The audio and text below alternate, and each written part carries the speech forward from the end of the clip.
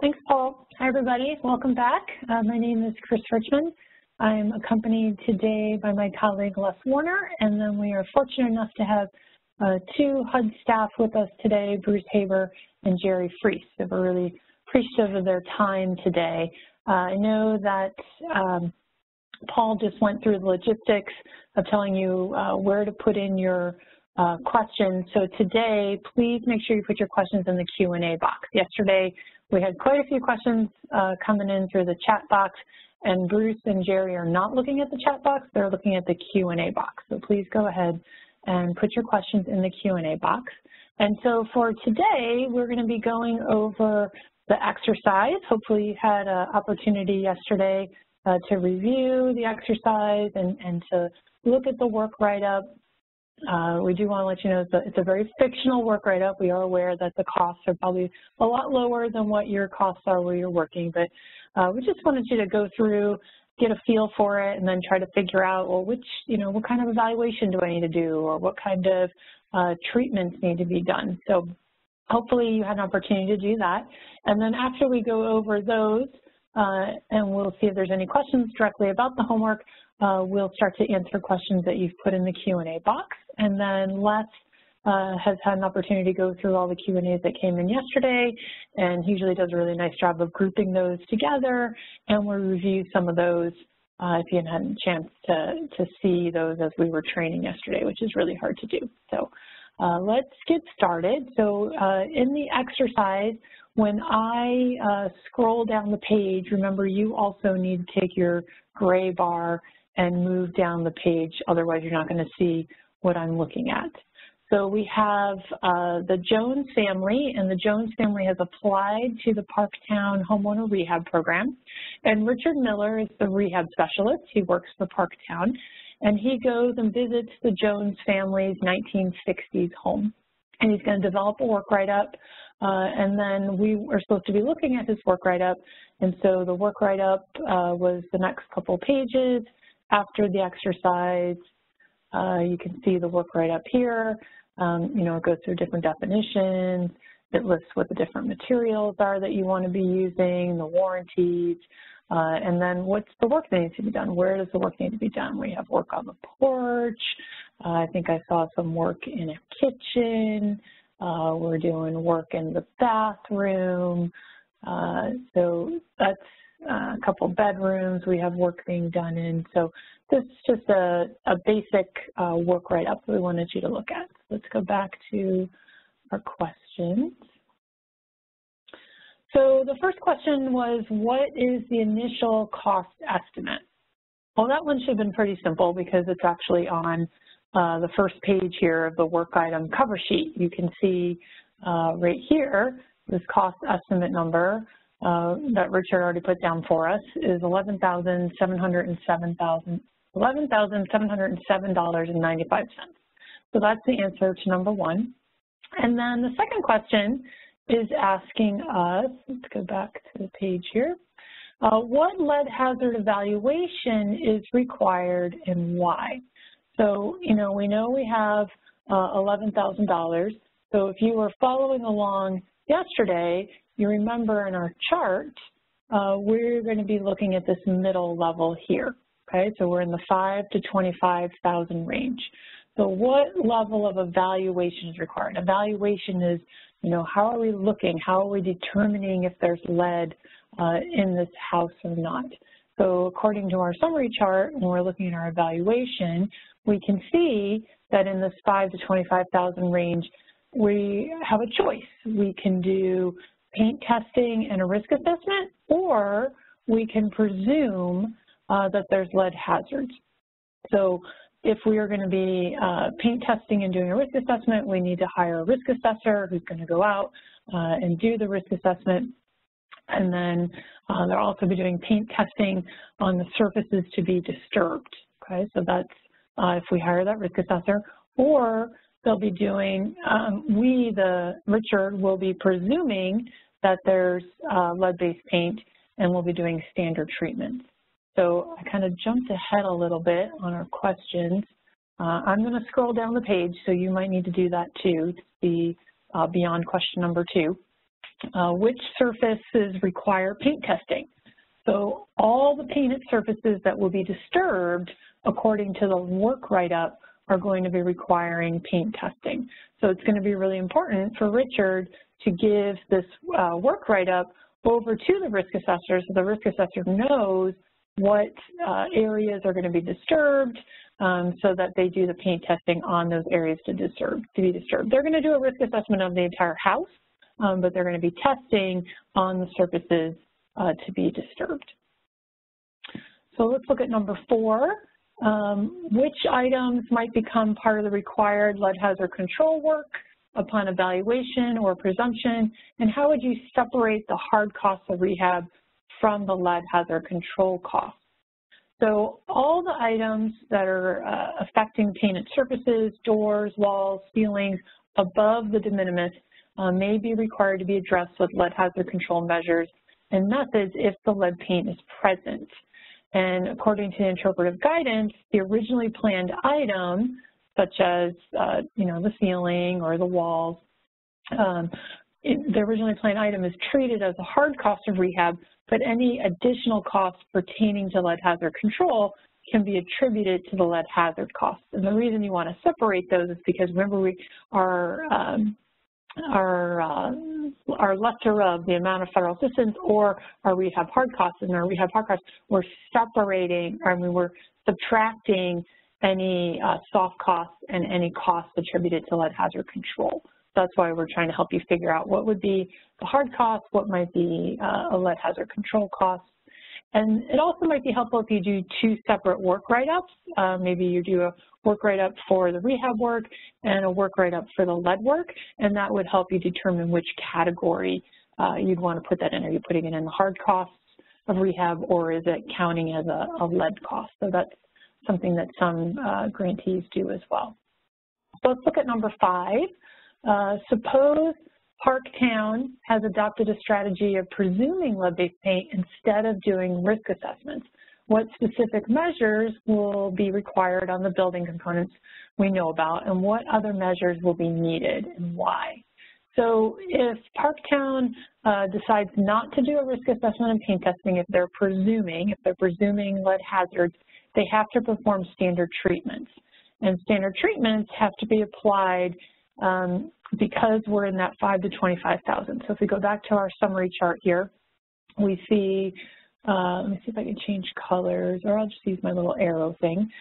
We can see here that we're presuming lead-based paint hazards, and we're using standard treatment. So that's what we're doing if we are, right here, the standard treatments, if we're doing presumption.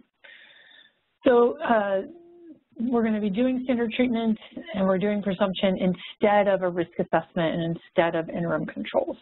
And standard treatments have to be performed on all applicable surfaces, including bare soil, to control the lead hazard. So what do we mean by applicable surfaces? So applicable surfaces, we're doing paint stabilization. So we're addressing all the deteriorated paint on the exterior and the interior surfaces, and these have to be stabilized through repairs, safe paint removal, and repainting or abatement. And then we're creating smooth and cleanable and horizontal surfaces. So all the horizontal surfaces that are rough or pitted or porous, such as maybe bare floors or stairs or windowsills and window troughs, they have to be covered with a smooth, cleanable covering or coating, such as a metal coil stock or plastic or polyurethane or linoleum. So we're creating smooth and cleanable horizontal surfaces. We're also going to be correcting dust generating conditions. So any condition that's generating dust from paint, such as those that rub or bind or crush surfaces with the paint, has to be corrected. And so an example of this might be rehanging doors or installing door stops, or maybe even reworking the windows. And then we're going to be addressing the bare residential soil. So soil is addressed using interim control methods, including impermanent surfaces covering such as gravel, bark, and sod, as well as land use controls such as maybe fencing or landscaping, and even warning signs. And they have to address all the surfaces, not just those identified in the work write-up, if you're choosing presumption, because presumption is a blanket statement. We're presuming that everything has lead in all of the paint and the surfaces and the soil. So I think that's our last question. Let me go back and look. Yep. Les, is there any questions that have come in about the homework or anything you want to expand upon in the homework? Yeah, we actually have a couple of questions related. Folks have asked for you to repeat the answer to number 4. Sure, we can do that. Let's go back to number 4. So number 4 is which items might become part of the required lead hazard control work upon evaluation or presumption, and how do you separate the hard costs from the rehab hard costs? So all items affecting painted surfaces, doors, walls, ceilings above the de minimis may be required to be addressed with lead hazard control measures and methods if lead paint is present. And just so you know that the interpretive guidance does state that if you had originally planned to treat doors, walls, surfaces, certain surfaces, then you count that as a rehab hard cost, but any additional costs to treat that as a lead hazard control can be attributed to lead hazard control column. And then you also might want to separate your work write-up, maybe do your specifications for the rehab work and then the specifications for the lead work, and that'll help you see the differences between the costs, because there's often, if you need to use abatement workers, you don't want to have abatement supervisors and abatement workers do your entire project. There might be just certain components they have to do. So you probably don't want to bid the whole job out to them, because that's going to be really expensive. So you'd want to have your rehab work and your lead work, and you would have the lead work done by the proper specialist, depending on the kind of work that needs to be done.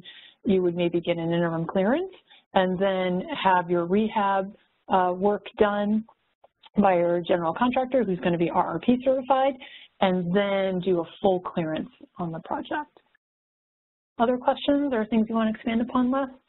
Great. Well, I'll just mention there was a question which I think is really worth repeating here. So there was a question about if we were doing rehabilitation for a single-family house that had outbuildings on that property, would our lead testing include those outbuildings, or would it be just the home? So Bruce responded to that and explained that the risk assessment is for the full property, and so that would include the inside, the outside of the house, and any outbuildings such as a garage. And I think the the point here is that for many of our programs, you may, let's say you have a home single-family rehabilitation program.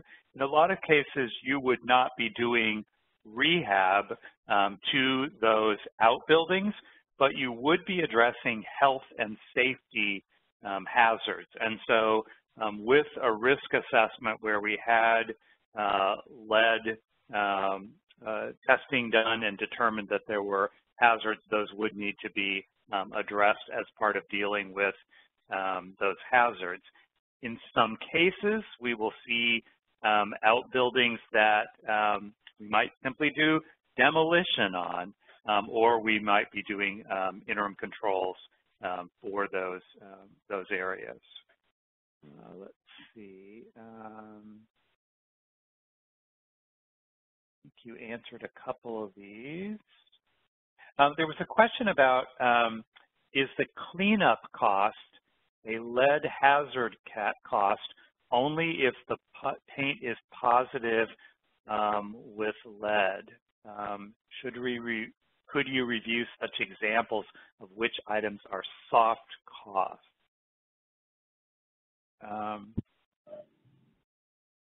So I'm not sure on how they're defining cleanup costs, but as Jerry put in, soft costs are sort of non-construction costs, such as an inspections and assessments, permits, those sorts of things. We have certainly, as part of lead hazard reduction work, where they would be, as part of that work, cleaning up as they completed that work in preparation for a clearance test, and that would be part of the lead hazard control work itself. So I think, some explanation or, kind of being careful about if, part of construction, whether it's lead hazard work or simply our hard construction costs, there's some cleanup as we are doing the construction itself. So depending on what is meant by a cleanup cost, I think is going to be how you're going to determine whether it's a soft cost or it's actually part of the construction itself. So Les, do you want to turn your camera on and I'll turn mine off if you want to keep going through general questions? All right. So we're going to flip back and forth. And Chris, if you can keep an eye on the Q&A box, and I'm going to flip to the list from yesterday of some of the questions that came in. So one of the questions, and we talked about this some yesterday, but I think in looking back over the question, it probably makes sense to talk about this a little bit more. So we used an example where there was a question yesterday about trying to figure out when we have projects that are exempt. And in the example that was asked in a question, there was a question about, if we were doing a sewer line replacement, would that be exempt? So as part of that, we were then trying to think about, well, where is this work happening? What's the pathway of that work? And so where is it going to intersect with painted surfaces? So part of our response on that was, generally a sewer line could be exempt, but we have to think about foundations, flooring, other places where, as we're cutting through to do that replacement, we might then be disturbing painted surfaces. So that would be part of our determination of whether our overall, this scope of work for the sewer line was going to be exempt or not. But there also was a question, a sort of a secondary question asked a little later on that same scenario, saying, well, so if our sewer line project is over that $5,000 amount, so let's say we have a $10,000 sewer line replacement, are we just dealing with paint disturbance that were part of the work area, or are we also needing to do an assessment for the whole house? So we know that when we are between $5,001 and $25,000, that our evaluation requirement is a risk assessment. So the risk assessment is going to be looking overall at the whole house and also looking at things like bare soil, where we have dust accumulation or friction surfaces. So I just want to make sure, Bruce and Jerry, that you agree, but in the case where we have this sewer line, because in the example where we're at $10,000, our scope of work is limited, might be exempt, but if we're doing a risk assessment on this and the risk assessment identifies that there are other lead hazards in that unit, my understanding would be we would have to address those. Jerry or Bruce, do you agree with that?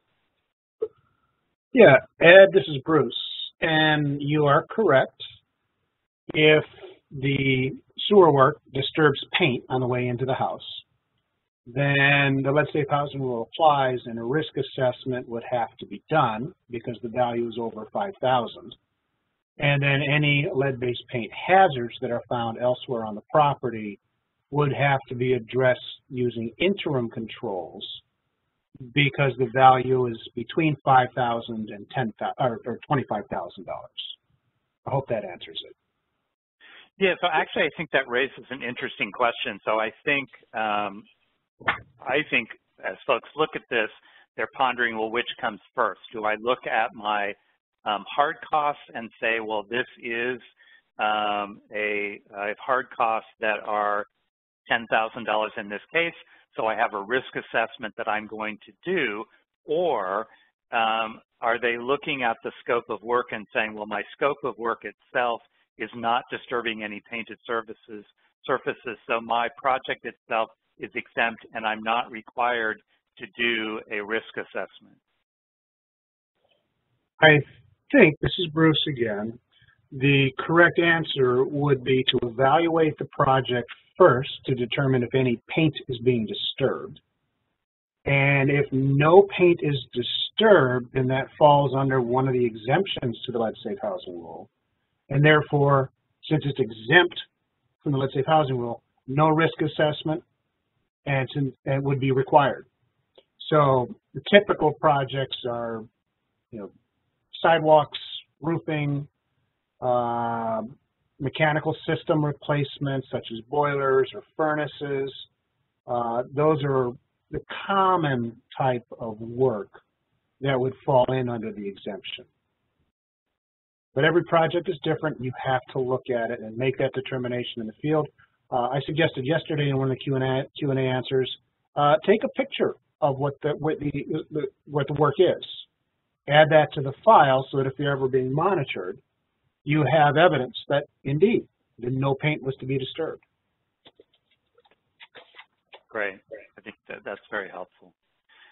We had a couple of questions trying to figure out when things apply or not. There was a question about with emergency rehabilitation being done and doing a roof replacement and whether a roof would be considered to be an exempt activity.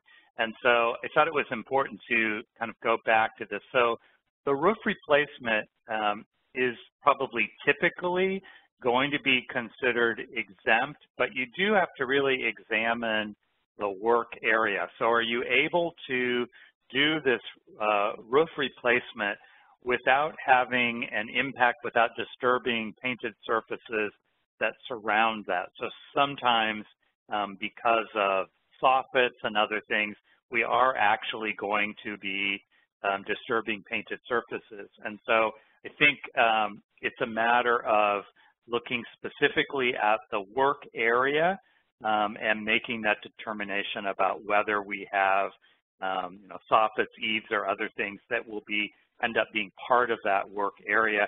If so, then that project would be covered. It would not be an exempt project. And I think we oftentimes have folks who will want to say just as a blanket, this is exempt, I don't have to be worried about the lead safe housing rule, and that really is going to depend on that particular work area based on the activity that's being proposed.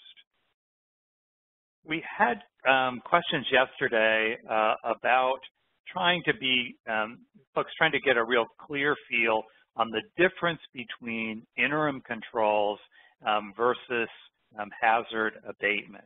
And I think Chris talked about this a little bit in the exercise today on interim controls are trying to get to smooth, cleanable surfaces.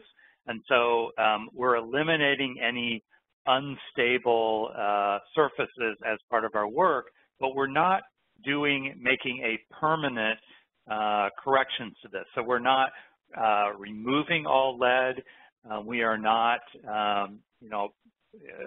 permanently encasing it, such as doing some kind of mechanical fasteners and putting it, behind some new substrate that's going to block that off. So the key here is that we are under interim controls dealing with that hazard, controlling it, but not permanently removing it as part of that.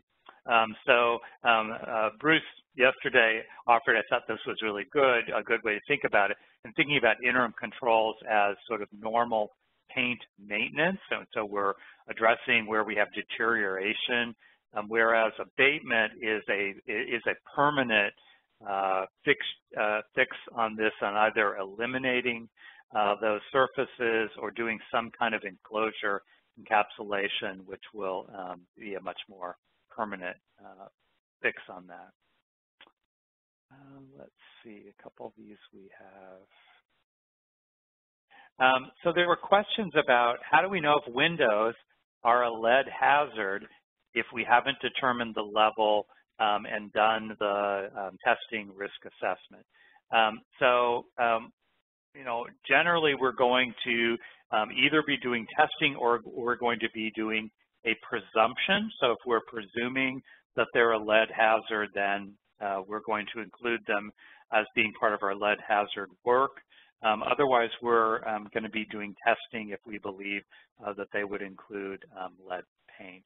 And of course, keep in mind that our evaluation requirements are going to be based on our hard costs. If this is over $5,000, then we know we're going to be doing a risk assessment rather than doing just our paint testing on this. So it's really going to be determined by, is my overall project an exempt project, and then also following the requirements on our evaluation requirements based on our hard construction costs.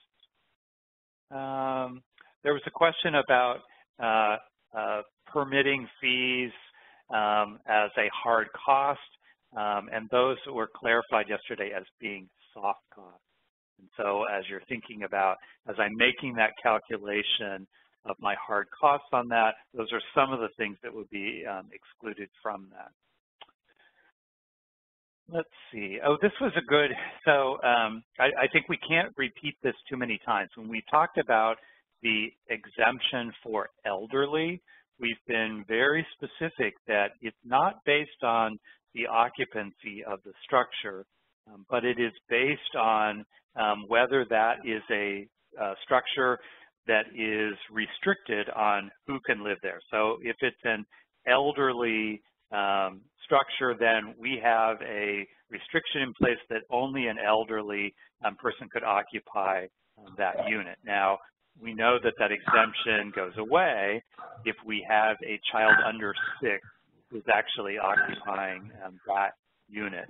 So we had a question yesterday about doing a door replacement for a single family unit where we had an elderly person that was living there, and they were thinking that, you know, maybe this was going to be exempt because of the fact that we had an elderly occupant. So again, the key here is that the exemption for elderly is not based on the occupant that we have in place, but it's based on how that unit is designated and whether it's restricted for an elderly or disabled usage.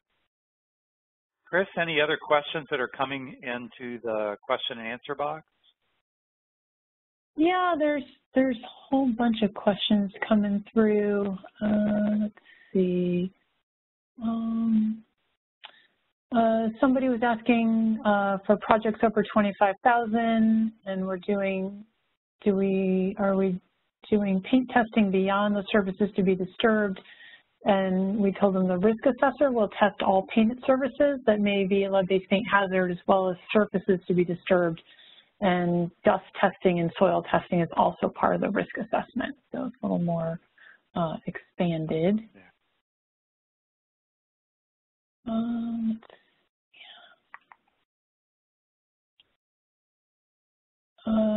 Somebody was asking when calculating which lead-safe housing will approach to use are repair and replacements that do not disturb paint removed entirely from the equation for determining the approach. For example, a new septic is 20,000, the remaining work that does disturb paint is 8, and the cost calculation is for the entire project. So we just wanted to alert to that. Let's see. People are asking if we're going to be able to share the documents with the Q&A. So right now we're just collecting the questions and we're putting together some answers, and HUD has to approve everything because, as you know, in a training we're answering questions quickly and before we can actually publish Q&As, they need to be fully vetted. So we can't share them at this time, but they are going to be hopefully eventually posted on the HUD Exchange. That's why really helpful for you to join the mailing list, the listserv, so that when new things are posted, you'll be able to go there and find them. Well, Les, I think that's about it. If you want to keep going through questions from yesterday. Okay. So we had a question yesterday about whether an XRF machine was eligible as an admin cost under home and CDBG. So CDBG is very specific that you're not able to use generally CDBG funds to purchase equipment, but there is sort of an exception that we have a few communities with CDBG funds who have created tool lending programs, and so they provided things like XRF machines or cleaning machinery to be able to be used then by their contractors. So I do think that might be the one potential under CDBG. For home, I believe it would be an eligible admin cost for the PJ to pay for that. Oftentimes we are seeing that the work is being contracted out, and so the machinery is something that is brought by the contractor. One thing to note here is that XRF machines have to be on a regular basis recalibrated to make sure that they are reading accurately. And so generally, I think most folks will have several XRF machines. So while one is out being recalibrated, that they have a working machine. So that may be a factor in how many are needed as part of that. There was a question about, how do we encourage contractors to become RRP certified? Well, generally, whether a contractor is using, being paid with HUD dollars or not, they're going to be required to be EPA certified, and that's if they're working on residential units that were constructed prior to 1978. But we certainly will have contractors. I've told folks the story of in my old house, which part of it was built in 1917, my sort of handyman guy, when I asked him about doing some painting work, asked what year the house was constructed, and then said no, that he would not be able to do painting because he had chosen not to become certified for the RRP certification. So we certainly have contractors that have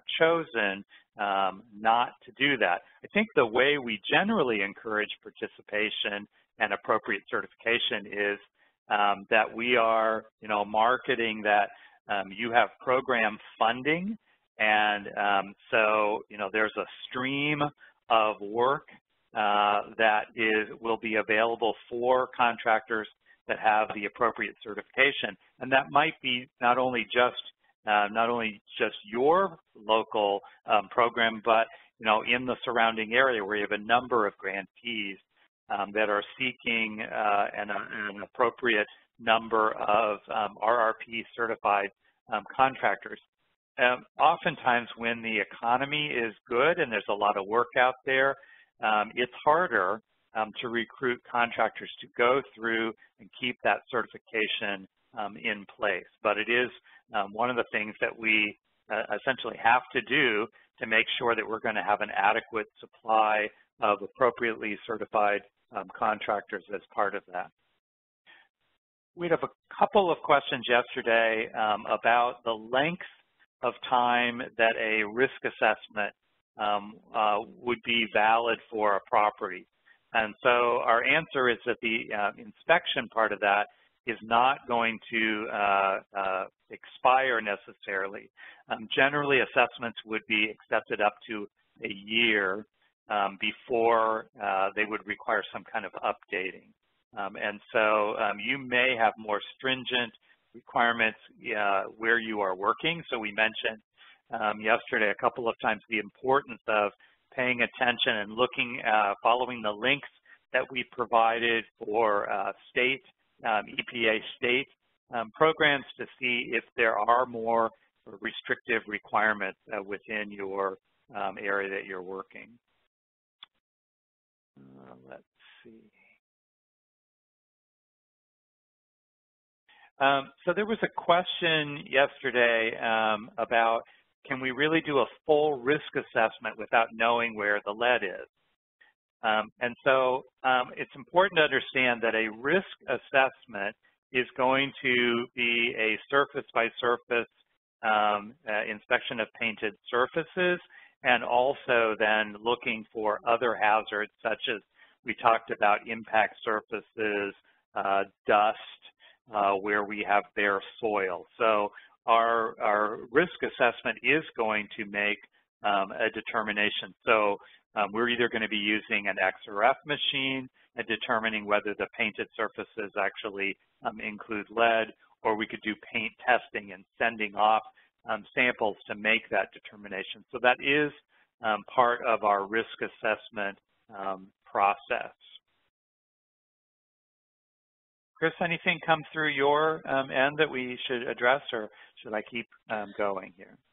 Yeah, so somebody was trying to ask about for the over 5 to 25, and for the risk assessment, are you looking at all hazards and the paint testing of painted surfaces that could be a hazard? And for over 25, am I looking at something different? And the question is no. So for the paint testing and the risk assessment, it's the same regardless of the value of work. It's the same for all projects over 5 to 25 and over 25, the process for the paint testing and risk assessment.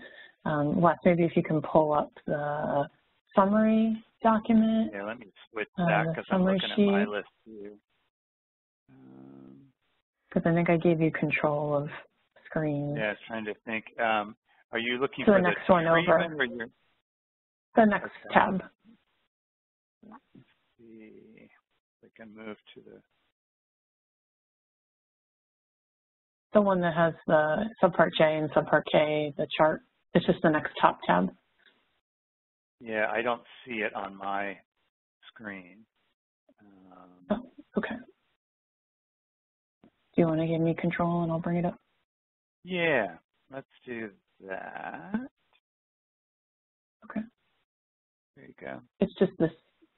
Let me there. My things here. So you can see here the evaluation, and the evaluation is the same, paint testing and risk assessment, whether you're in the 5 to 25 category or the over 25 category.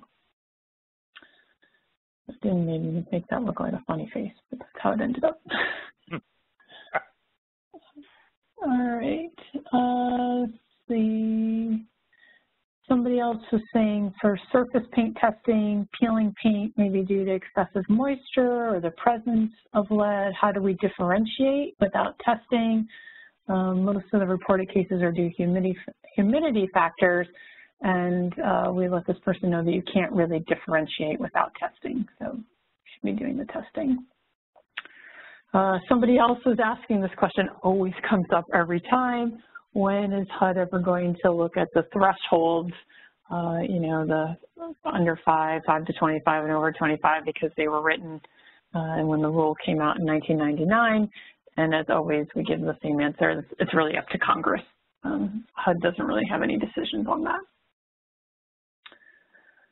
So last other questions from yesterday? So probably we're not expecting that change soon. No, I would say don't hold your breath on that one. Yeah, yeah. So there was a question yesterday, and for a lot of things we have, for each program, we have certain terms that have specific meaning in a particular program that when we use that term for, you know, in another type of regulatory setting, it means something different. So there was a question about, you know, if we're doing interim controls, does that mean that we are, you know, doing something to stabilize the situation, deal with the hazard, but that's just a temporary fix until we do a permanent solution on that. And we talk about in some of our other rehab programs about some kind of interim thing that we've done to stabilize a structure while we're waiting for the actual permanent project to take place. So in this case, when we talk about interim controls, it's simply that we're differentiating that we are not eliminating, we're not required to eliminate all lead, but we are taking steps that are going to put that, whatever that surface is, back into a maintainable situation. So we're addressing that present hazard, but we are not, unless we are doing abatement, required to have a more permanent correction on that. So under abatement, instead of just putting it into good condition, we might be removing it completely, we might be enclosing it in some way. And so with our interim controls, it's going to be important for that household to continue to monitor those surfaces, to follow as part of our education. In the brochure, we talk about ways to control lead hazards, such as appropriate cleaning being done as part of that. We had a question about. Les, I just want to point out too, I brought up the treatment worksheet that we have the handout that does explain a little more in detail about interim controls. Okay. And then also to point to people the definitions handout, they do need to scroll down to be able to see the page, but there is a definition there about interim controls. But I fully support your explanation, but to let people know, interim controls is the term of the type of treatment that you're required to do from 5 to 25. It's not temporary. It's not until you can get to do abatement. That's what the control method is for the 5 to 25. Right. Okay. So there was also a question yesterday about thinking about sampling. And so when you are doing the evaluation, are there specific guidelines about the number of samples that need to be taken? And so and we, as part of our reference, provided a link to the guidelines, which there is a chapter about methodologies for testing. So generally, we're looking for a minimum of 4 samples per room, and that would also also include windowsill and floor for each room. And so, depending on the components in that room, what's going on there, the more samples you have, obviously, the better information you're capturing about that area. But I would reference you to the guide. And I don't know, Chris, I'm looking at my list, but can you pull up, I think on our last slide, perhaps one of our last slides, we have the linkage for the guides.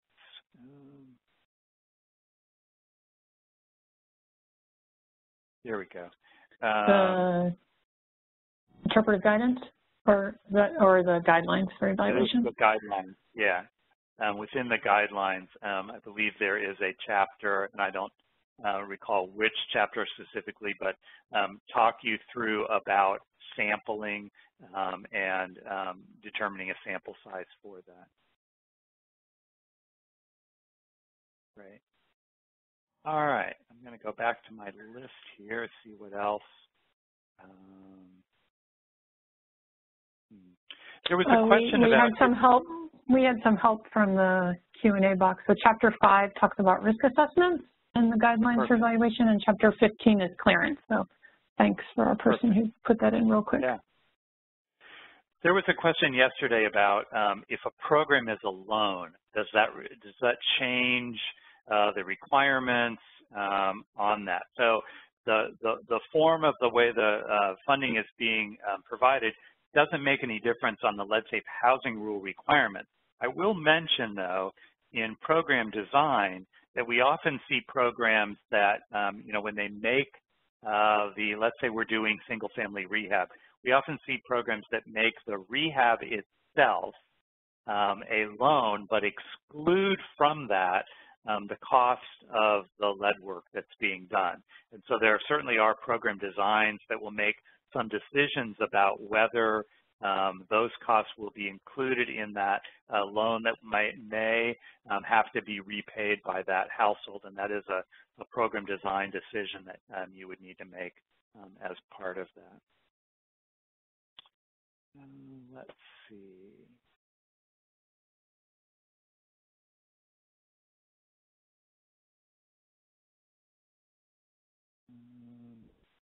Let me see if there are other things here that we ought to. Somebody was asking about the type of training that's required for the different types of lead specialists. So we have our worker type of, workers on page 1, and on page 2, we have where they can find training or what type of certifications they need to have. So where did the answer go? Okay, so somebody was asking, can you clarify? And we said, well, it depends on the certification they're after. So RRP requires only one person to attend in person for the training, and then that person can train others in the company, where abatement training requires all workers and supervisors to attend classroom training. So we recommend that you look at this handout that talks about what the required certifications are. And then in our slides, Les, I think it was in your section, but I don't remember what slide number, where we had some of the screenshots that showed where you could find training, so as well as... Yeah, we have links to both certified firms, but we also have links to where training is available. Yeah. Encourage folks to look at those. We had a related question yesterday about that, asking whether, is the RRP certification, is that a, we recommend it versus a requirement? And so it's important for folks to understand that these are requirements. These are not just suggestions as part of that. So we mentioned yesterday that as you're going through a procurement process on this, you need to make sure that those certifications are submitted as part of bid packets. We have certainly have some grantees that will do a certified contractor list, and so they will go through in advance and make sure that they have those certifications in place, and then they'll only send their bid packets out to qualifying contractors as part of that. But that becomes an important part of that selection of who's going to be doing the work, is making sure you've not only verified, but you have documentation that they do meet those certification requirements. I think that's pretty much what I had pulled up from yesterday's list that we ought to revisit.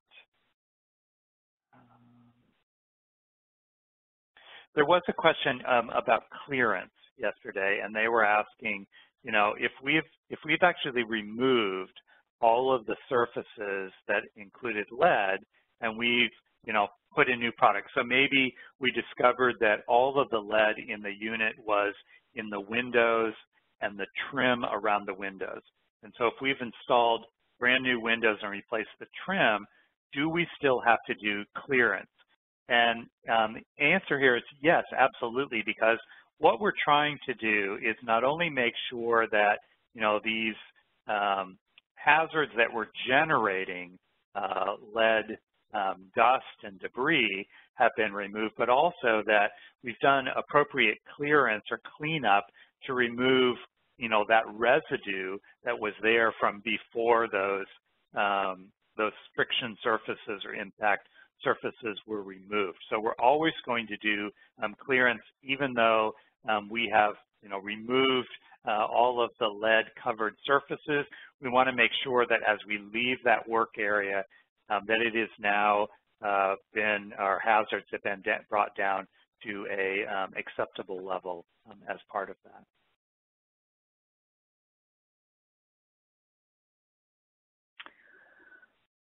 We had a question come in asking about FHA, multifamily housing, and we just want to let folks know that if it's going through RAD, that they have to follow the instructions provided in the MAP guide. That's not something that we're covering today for that. And then we had another question asking, saying there was a slide that said on HUD projects, it was different from EPA, that the job could only be done by abatement contractor. And if you recall, it depends on what type of work we're doing. So if we are in our middle category, see if I can clear my pointer here. If we're in our middle category of 5 to 25, you know, we are doing interim controls. Interim controls can be done by an RRP contractor. It can be done, also be done by a, trying to find the chart, we have the workers. So interim controls right here, you know, can be done by an RRP contractor, but it can also be done by abatement workers, abatement supervisors, but you only need the abatement, I mean, you only need the RRP contractor, so this is going to be usually a cheaper contractor than going with people who have gone through abatement.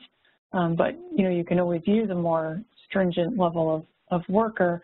And then back in our summary, if you're in over 25, then you're in abatement, so you need to be using abatement contractors. So you want to look to see which level do I need to be doing. Now, there are sometimes, and Les, feel free to expand upon this, but there may be sometimes when you're in interim controls and you've decided that some of the replacement of items are going to go in your lead costs.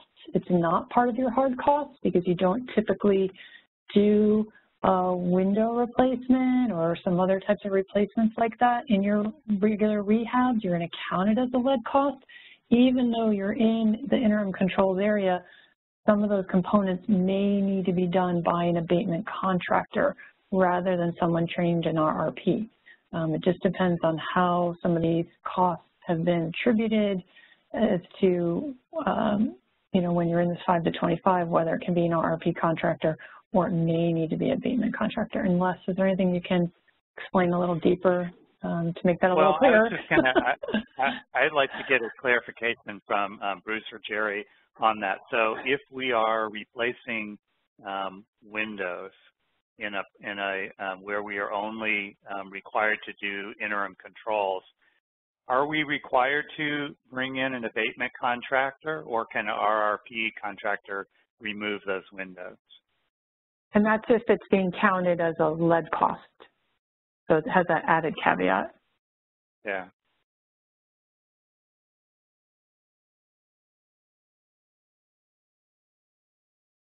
Bruce or Jerry, I don't know if you want to respond, and you might be on mute if you're talking.